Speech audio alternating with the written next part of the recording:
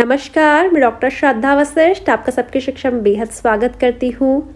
अच्छा लगता है जब आप कहते हैं कि सबकी शिक्षा के माध्यम से आपको बहुत सारे स्कूलों के बारे में पता चला।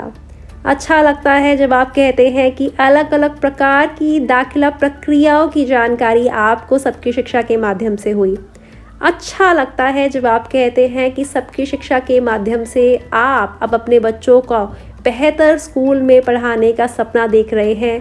और सबसे अच्छा लगता है जब आप यह लिखते हैं कि सबकी शिक्षा के माध्यम से हमारे बच्चे का एक बहुत ही बढ़िया स्कूल में दाखिला हो गया है। आप सभी को बताना चाहूँगी कि 50,000 से ज़्यादा बच्चों का दाखिला देश के अलग अलग स्कूलों में सबकी शिक्षा के माध्यम से हुआ है। इसके लिए आप सभी को ढेरों बधाइयाँ और साथ ही साथ धन्यवाद, क्योंकि आपने हम पर भरोसा किया और हम आपके लिए बेहतर से बेहतर जानकारी सही समय पर ला पाए। यह इस भरोसे और विश्वास का रिश्ता है जिसकी वजह से आप और हम एक परिवार हैं और परिवार की तरह ही हम वीडियो आपके लिए लेकर आते हैं और परिवार की तरह ही आप वीडियो के माध्यम से कमेंट करके हमारे काम की सराहना करते हैं। एक ऐसा सवाल है जो वह पेरेंट्स मुझसे पूछ रहे हैं जो EWS कैटेगरी के तहत दिल्ली के प्राइवेट स्कूलों में निःशुल्क शिक्षा प्राप्त करने हेतु अपने बच्चों के लिए फॉर्म भरना चाहते हैं। बहुत से पेरेंट्स मुझे कह रहे हैं कि मैम, हमें तो केवल यही पता था कि नर्सरी, केजी और पहली कक्षा में EWS कैटेगरी के बच्चों का दाखिला हो सकता है, लेकिन आपकी वीडियोस देखी तो पता चला कि EWS फ्रीशिप कैटेगरी के माध्यम से भी दाखिले होते हैं और कक्षा दूसरी से 9वीं के बच्चे का भी दाखिला दिल्ली के प्राइवेट स्कूलों में फ्री एजुकेशन यानी निःशुल्क शिक्षा के लिए हो सकता है।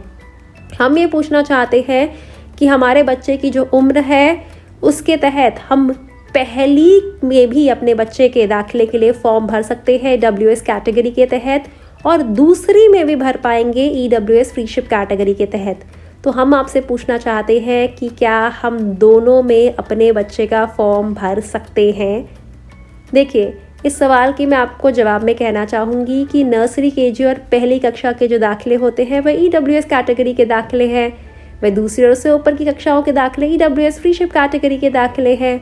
तो मेरी आपको राय रहेगी कि अगर आपके बच्चे की उम्र इस प्रकार है कि आप पहली के दाखिलों के लिए भी अप्लाई कर सकते हैं और दूसरी के दाखिलों के लिए अप्लाई कर सकते हैं, तो मैं ये मान कर चल रही हूँ कि आपका बच्चा फ़िलहाल पहली कक्षा में पढ़ रहा है।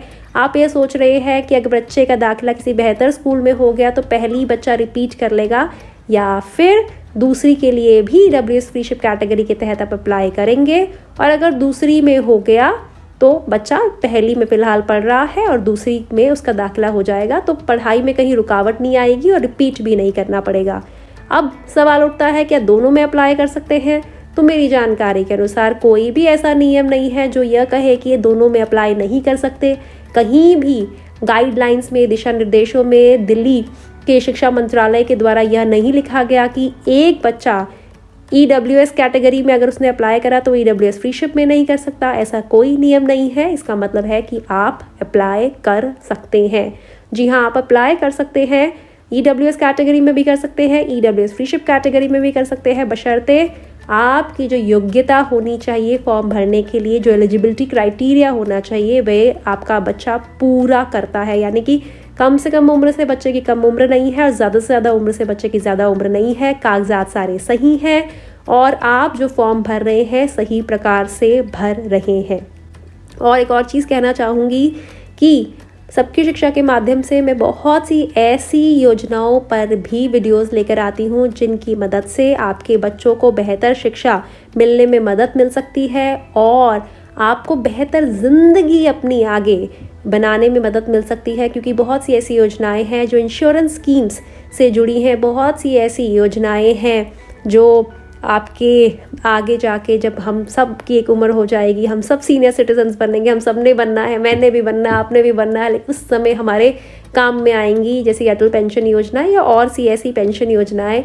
और कुछ ऐसी योजनाएं भी मैं आपके लिए लेकर आती हूँ जिसके तहत आप स्वास्थ्य संबंधित कुछ बीमाएँ आप करवा सकते हैं। आपको जीवन बीमा मिल सकता है या फिर कुछ ऐसी योजनाएं जिनके तहत आपको ऋण मिलने में आसानी हो सकती है, आपको बेहतर किस्तों पर लोन मिल सकता है, ऋण मिल सकता है। तो ऐसी बहुत सी योजनाएं हैं जिनकी जानकारी मैं आपके लिए समय समय पर लाती हूँ। मैं आप सभी से अपील करूँगी कि शिक्षा की वीडियोस के अलावा भी जो और महत्वपूर्ण वीडियोस मैं आपके लिए लेकर आती हूँ वह भी देखिए।